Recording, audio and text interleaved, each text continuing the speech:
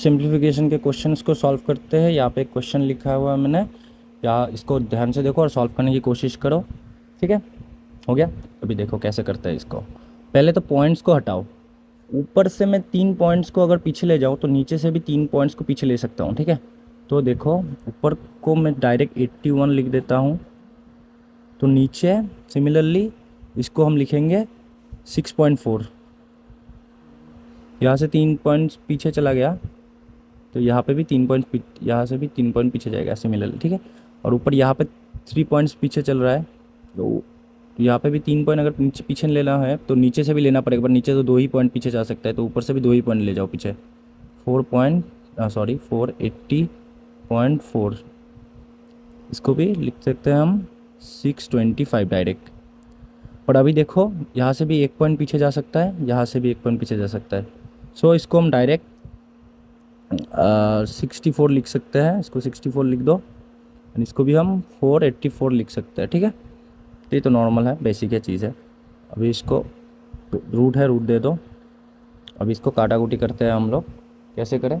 काटाकुटी करने से पहले इसको हम करते हैं रूट है तो इसको स्क्वायर रूट है तो इसको हम निकाल लेते हैं, तो 81 हो जाएगा 9, 484 ये हो जाएगा अपना 84 हो जाएगा 22, ये हो जाएगा 8, यानी ये हो जाएगा 25। अब इससे इसको काटो, ये हो जाता है 4, ये होगा 11, तो 9 इंटू 11 और 4 इंटू 25 तो हो जाएगा 99/100, जो आंसर आएगा 0.99। ऑप्शन नंबर डी है आंसर।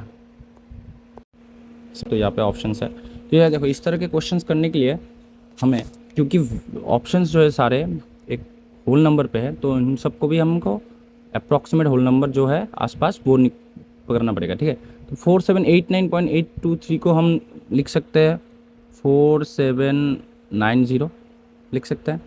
उसका 0.5%, देखो इसका तो 1% होगा 47.9, ये पता होना चाहिए कैसे निकालता है। इसका 1% ये होगा, तो 0.5% क्या होगा फिर इसका हाफ, तो 47.9 को भी हम लिख सकते हैं 48 अप्रॉक्स, तो इसका 0.5% मतलब इसका हाफ होगा 24।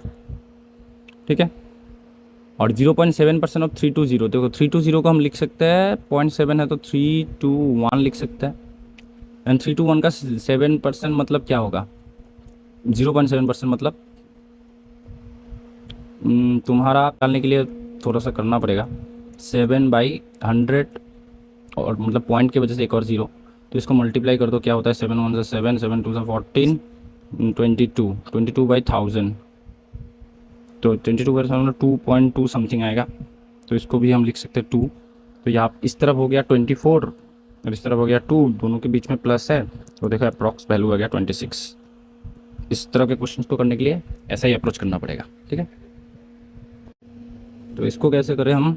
इसको करने के लिए देखो 27 को हम क्या लिख सकते हैं 3 का क्यूब, तो 3 का क्यूब लिख दो, उसके ऊपर 2/3 डिवीजन। 64 को लिख सकते हैं हम 4/3 माइनस 4/3। अभी देखो जब ये ब्रैकेट हट जाएगा तो ये मल्टीप्लाई में जाया जाएगा पावर्स, ऐसे हो जाएगा, ये भी हो जाएगा ऐसे। अभी इससे 3 से 3 काट दो, 3 से 3 काट दो, अभी आ जाएगा 3 का स्क्वायर डिवीजन 4 का -4। ठीक है, अभी 3 का स्क्वायर तो हो जाता है 9, डिवीजन को अगर मैं मल्टीप्लाई कर दूँ, ठीक है, तो 4 नीचे चला जाएगा, तो 1/4⁻⁻4 ऐसा हो जाएगा।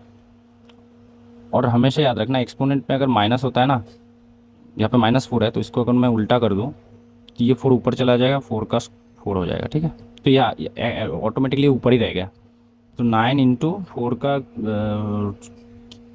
4 का पावर 4 होता है 256। इसको मल्टीप्लाई कर दो 9 इंटू 256 जो होता है अपना 2304। तो कौन सा ऑप्शन है? अपना ऑप्शन है ऑप्शन नंबर ए।